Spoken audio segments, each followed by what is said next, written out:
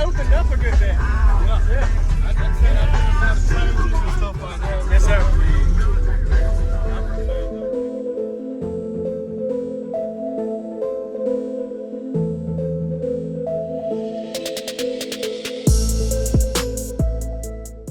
Use discount code JacobViral when you shop at Down for Sound, SkyHigh Car Audio, and others. Links in the description.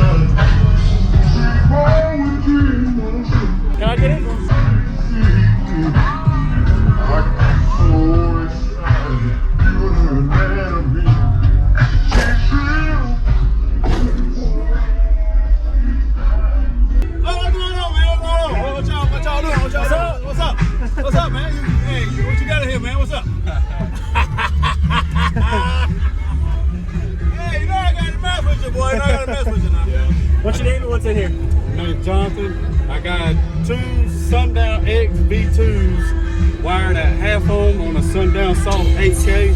It's a 2-to-1 ratio, boxes 2 to 46 hertz. On the meter, I did a 55.5 at 33 hertz. 33? Is that your peak with the window down, the window up? Door open. That's really awesome. Yeah. That's a good peak. Yeah, that is. All right. What's going on, everybody? This is JacobViral. I hope you enjoyed the full walk around we just got of Johnathon's system he was showcasing at the Jacksonville, Florida show summer showcase in 2021.